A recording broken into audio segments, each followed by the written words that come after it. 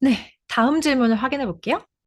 AI 번역 기술이 번역 분야에 진입을 하고 나면 인간 번역가랑 경쟁을 하게 되는 거 아닌가요? 그럴 때 인간 번역가가 경쟁력을 확보하고 안정적으로 번역 작업을 할 수 있으려면 도대체 어떤 능력이 필요하죠? 이번 질문도 굉장히 중요한 내용이죠.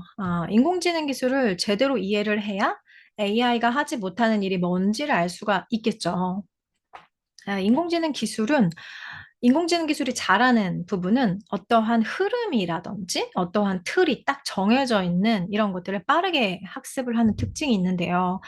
반복적인 내용, 이런 것들도 굉장히 빠르게 학습을 해냅니다. 이미 충분한 데이터가 있어서 여기에 자잘한 약간의 변수가 있더라도 이미 충분한 데이터가 있는 경우에 이 변수에 맞춰서 이걸 좀 잘 적용하거나 수정해내는 이러한 변화도 잘 학습을 하는 것으로 보여요. 인공지능 기술은 요렇다는 거죠. 근데 얘가 가지고 있는 허점이라든지 아직 기술 발전이 많이 필요한 부분들이 있는데 그냥 예시로 한번 챗GPT한테 제가 이제 번역을 이렇게 시켜봤습니다. 이 문장을 좀 번역해 줘. 이렇게 시켰는데요. 김 빠지는 소리 하지 말고 여기 김 나오니까 뚜껑이나 열어. 제가 일부러 김을 반복해서 앞에 어떠한 단서도 없이 문장을 이렇게 던졌어요. 그랬더니 결과가 이렇습니다.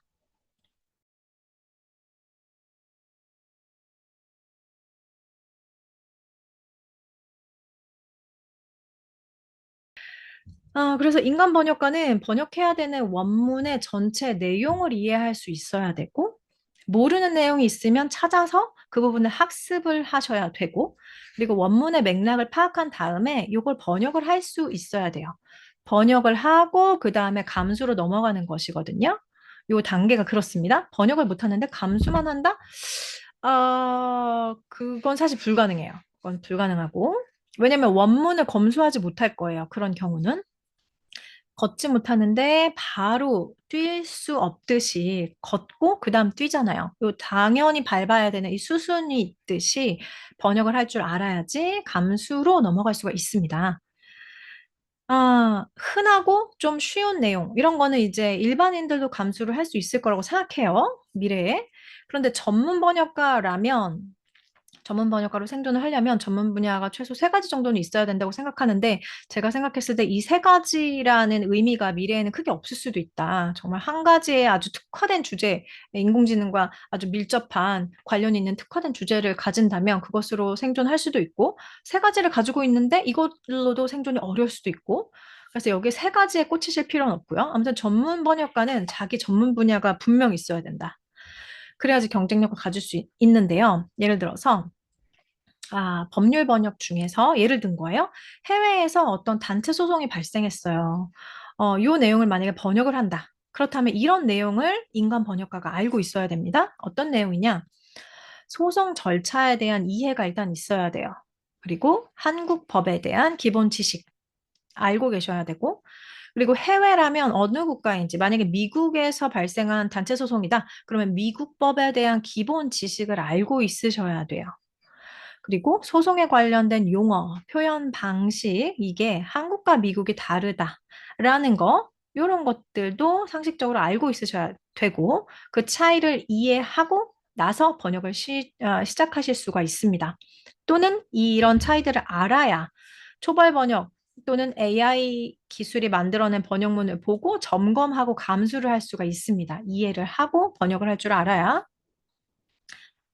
요 와중에 인공지능을 좀 활용할 수 있는 방법은 이 검수하고 예를 들어 내가 미국 법에 대한 체계를 잘 모른다. 이걸 공부해야 된다. 라면 이런 필요한 학습 자료나 번역에 필요한 자료 같은 거를 찾는 시간이 원래는 되게 많이 걸리거든요.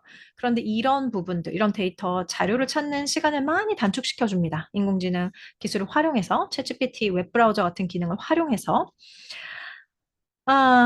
그런데 인간 번역가가 내가 번역을 처리해야 되는 어떤 원문이 있단 말이에요. 이 원문에서 이야기하고 있는 어떤 흐름이 있을 거예요. 이 맥락에 맞는 내용을 이해하고 이 맥락이 지금 맞나 안 맞나 잡아내는 건 인간 번역가가 인간 번역가만 할 수 있는 일이고 그 부분은 인간 번역가가 해내야 되는 그런 부분이 됩니다. 맥락을 읽어낼 수 있어야 되고 원문을 이해하고 번역을 할 줄 알아야 감수로 넘어간다는 거. 자, 다음 질문 확인해 볼게요. 그리고 로라 선생님, 저는 법률 분야에 관심이 많은데요. 법률 분야도 AI 데이터를 많이 수집하고 있다고 해요. 그러면 법률 번역은 앞으로 피해야 될까요? 의료 분야, 의학 번역에서도 AI가 데이터를 많이 수집하고 있다고 하던데요. 의료 분야 번역은 괜찮을까요? 이 사이트는 영문 법조문을 제공하는 사이트인데요. 여기에 제공된 이 번역문, 얘네들은 이미 오래전에 계속 반복되던 이 데이터들을 모아서 이미 오래전에 번역 작업이 완료되어서 이렇게 올라와 있는 곳이에요. 인공지능 기술의 특징이 반복적인 내용, 그리고 어떤 정해져 있는 좀 예상이 되는 어떤 흐름, 정해져 있는 틀, 이런 것들을 빠르게 학습한다고 말씀을 드렸는데요. 법률 분야 중에서 특허 번역을 한번 예로 들어볼게요.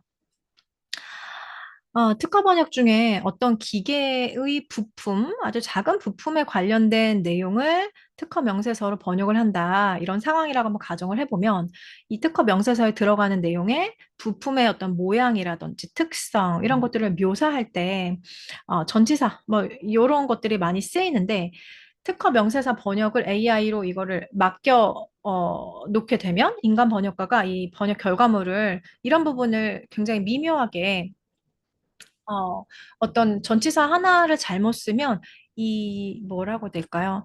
특허에서 주장하고자 하는 어떤 부분이 있는데요. 예를 들어서 내가 앞으로 사람들이 사진 찍을 때 V 이렇게 하면 내가 이 한 건당 이용료를 받을 거야. 내가 이것에 대한 특허를 주장하겠어라고 하면 V라고 말하는 V라는 이 손가락질을 묘사해야 되거든요. 그 명세서에. 근데 그냥 손가락으로 V를 만들었다면 얘도 걸리고 이것도 걸리고 V랑 비슷한 모양을 다 만들면 걸리는 거예요. 그런데 어떤 사람이 V라는 동작에 손바닥이 정면을 바라보게 하고 이런 식으로 좀 더 디테일하게 만약에 표현할 수 있는 단어를 썼다면 이거를 뭐라고 해야 될까요? 특허를 내가 주장할 때는 그 주장하는 사람의 범위가 넓으면 넓을수록 좋은 거잖아요. 그런데 이렇게 번역의 아주 사소한 관사라든지 단어 선택의 차이로 인해서 내가 이만큼 보호받을 수 있었는데 보호받을 수 있는 범위가 아주 축소된다거나 보호받을 수 없게 된다거나 라는 굉장히 예상치 않은 큰 손해를 보게 될 수가 있어요. 근데 이런 부분이 생겼나 안 생겼나 이거를 사람이 검수를 해야 된다는 거죠. 그래서 특허로 보장받고 싶은 그 내용이 제대로 번역이 됐는지, 애매한 표현을 썼거나 관사를 잘못 써서 문제가 생기는 부분은 있는지 없는지, 그리고 내가 특허를 내려고 하는 그 해외에 특허를 내가 낸다고 한다면 그 해외 국가의 법에서 내가 주장하려고 하는 이 어떤 특허의 이 작은 요소, 이 부분을 보장을 해주는지 안 해주는지도 알아야 되고, 인간 번역가가. 그러면 만약 보장을 받으려면 내가 어떤 조치를 해야 되는지, 이런 부분들을 이해를 하고 있어야 특허 명세서 번역이 제대로 이루어졌다라고 볼 수가 있어요. 한 전반적인 이해를 다 가지고 있어야 된다는 거죠. 어, 법률 분야에서 어떤 내용을 번역하던지 간에 그 내용이 틀이 정해져 있고, 그리고 계속 반복되는 내용이 많다. 그러면 그 부분은 인공지능으로 대체된다. 이렇게 보시면 돼요. 어떤 내용이든지 간에. 그런데 그 내용이 계속 변수가 많아. 아주 세심한 변수를 잘 캐치해내야 되고, 문제를 좀 세심하게 잘 짚어내고 찾아내고 수정해야 돼. 이 부분은 사람이 많이 간섭을 해줘야 되는 그런 분야가 되겠죠? 그래서 법률 분야를 예로 들어도 또 다른 주제인 건 마찬가지입니다. 아, 우리가 AI한테 번역을 맡기고 어떤 문제가 생겨서 큰 손해를 볼 수 있거나 아니면 생명이 오가는 그런 중대한 문제를 다루는 그런 사안이다. 이런 사안이면 반드시 인간 번역가가 투입될 수밖에 없어요. 투입될 수밖에 없고, 만약에 굉장히 중대한 사안인데도 그걸 맡기는 기업에서 아무 위험에 대한 예상을 하지 않고 그냥 인공지능 번역기에다 돌려버려. 그냥 이렇게 한다, 이렇게 만약에 한다면 안전 장비 없이 패러글라이딩을 하는 굉장히 위험한 시도가 되는 것입니다. 그런 결정을 하는 기업은 아마 없을 거예요. 만약에 있다면 그 기업의 의사결정 능력이 굉장히 뭐랄까 신뢰할 수 없는 수준이라는 반증이 되겠죠. 의료 분야도 마찬가지인데요. 어떤 내용이건 관계없어요. 똑같아요. 그 틀이 정해져 있고 내용이 맨날 반복되고 그렇다면 그 부분은 AI로 대체될 가능성이 굉장히 높습니다. 그런데 의료 분야는 내용이 정말 매우 방대해요. 아주 방대하고 그리고 사람에 대한 내용을 다루는 분야이거든요. 예를 들어서 영희는 팔이 부러지고 철수는 당뇨가 있고 병수는 심장이 안 좋아요. 각자 병을 치료하고 이 병을 관찰하고 그다음에 이 각자 환자의 이 삶의 조건 형태가 다 다릅니다. 근데 이런 것들을 이제 기록을 한단 말이에요. 의료 기록지에 이런 것들을 기록하고 또 필요하면은 이제 수술을 진행하기 전에 상담도 하고 수술 진행을 하고 막 이러는데 이 예를 들어서 이 환자들이 병이 생기고 사고를 당하게 되는 이런 경위가 굉장히 다양해요. 다양하겠죠? 다양할 수밖에 없어요. 우리는 다 다르기 때문에.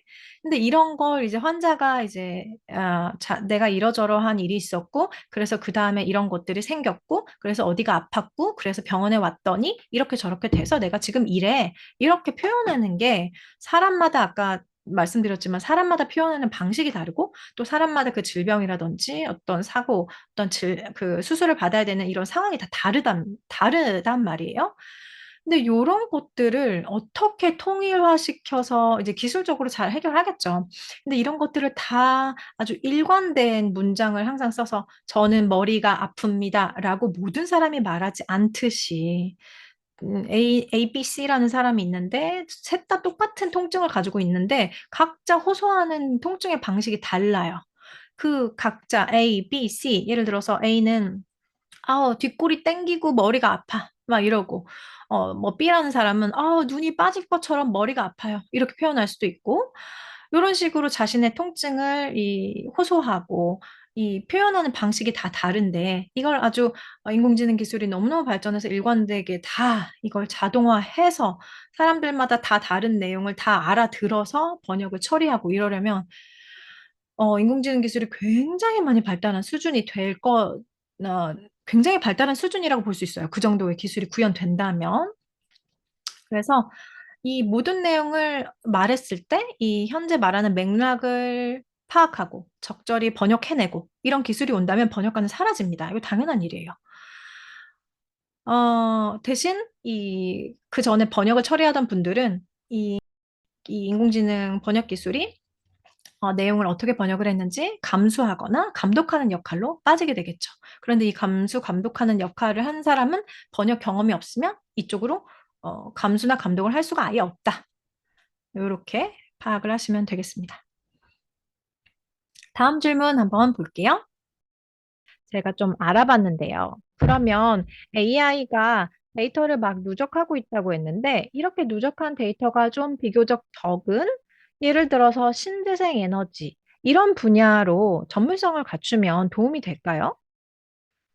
인공지능 기술은 어떤 내용이건 간에 좀 반복적인 거, 그 틀, 형태, 이런 것들이 좀 정해져 있는 그런 내용들을 빠르게 학습한다고 말씀드렸는데, 변수가 많고, 변수에 따라서 이 내용의 해석이 달라지는 그런 부분들은 인공지능이 학습하기 어렵다고 말씀드렸죠. 변수. 요거는 인간 번역가들이 일일이 개입을 해서 얘한테 내용을 입력하고 학습을 시켜줘야 돼요. 이럴 때 이건 이런 뜻이고, 저럴 때 저건 저런 뜻이고, 요럴 때 요건 요런 뜻이야. 일일이 다. 이미 그런 인공지능을 학습시키는 작업이 많이 활발하게 일어나고 있고요, 지금. 제가 그래서 챗GPT한테 한번 질문을 해봤습니다. 음, 제가 받은 질문과 관련해서 챗GPT한테 물어봤어요. 이렇게 한국에서 신재생에너지와 관련된 영어와 한국어 번역 데이터를 모으고 있다는 흔적을 찾아줘. 그랬더니 결과가 이렇습니다.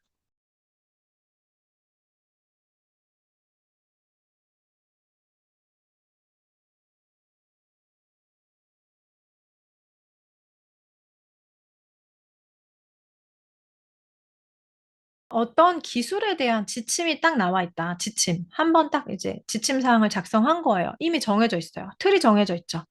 그리고 어떤 기술을 소개하는 내용, 이 기술은 어떤 저떠구한 내용이 뭐 특징이며 이런저러한 부분이고 막 일단 소개한 내용, 일단 쓰여져 있고 업데이트될 일이 적습니다. 그 기술을 소개하는 거니까 뭐 추가되는 내용이 있겠죠. 이렇게 뭔가 정해져 있는 것. 이런 부분들은 인공지능이 학습을 빨리 해낸다는 거죠. 그래서 챗GPT한테 또 질문을 해봤어요.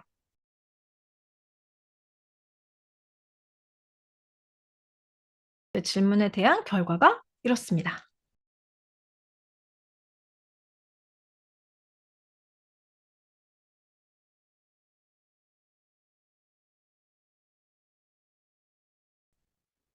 또 다음 질문을 한번 살펴보도록 할게요.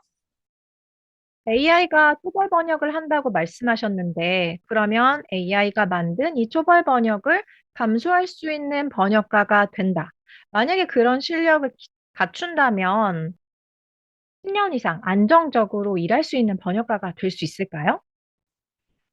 지금 번역가로 생존을 하려면 AI가 초벌 번역한 것을 감수할 수 있어야 되는데요. 초벌 번역이라는 말을 쓰고 싶지 않은데, 어, 일단 초벌 번역이라고 불러볼게요. 얘가 그 정도 퀄리티의 번역문을 만들어 낼 것이다 라는 가정하에 미래는 그렇게 점점 만들어내겠죠. 미래 이야기가 아니라 이제 현재 이야기인데요. AI가 만들어낸 번역문을 수정할 수 있어야 됩니다. 지금 번역가로 활동하시려면. 지금 그런 실력이 되셔야 되고, 아까 말씀드렸지만 감수를 하려면 먼저 번역을 할 줄 알아야 된다. 번역하고 감수, 요 단계로 넘어간다. 번역을 할 줄 알아야 이 번역문에 어떤 문제가 있는지를 캐치해낼 수 있고, 그 부분을 수정을 할 수 있어야 감수가 가능하겠죠. 예전에는 10년이면 강산이 변한다 이랬는데 요즘에는 1년이면 강산이 변한다. 그리고 더 최근에는 6개월이면 모든 게 변한다. 점점 이 기간이 굉장히 단축되고 있어요. 그래서 향후 10년을 점칠 수 있는 사람이 있다면 전 세계에 뭐라 해야 될까요? 전 세계에 가장 영향력 있고 가장 힘 있는 사람들, 전 세계에 아주 영향력을 발휘하는 사람들이 다 그 사람 앞에서 그 사람의 의견을 들어보려고 줄을 서 있을 거예요. 미래를 확신할 수 있는 사람이 만약에 있다면 그 사람은 사람이 아니라 신이나 가능한 영역이라고 생각합니다. 누가 미래를 알 수 있겠어요? 대신 저는 이제 경력 번역가니까 여러 가지 그간 쌓아왔던 그런 데이터베이스, 그리고 그간 지나오면서 이런저런 변화가 있었지, 이런 것들을 바탕으로 이런저런 가능성을 이제 타진을 해 보는 것 뿐이죠.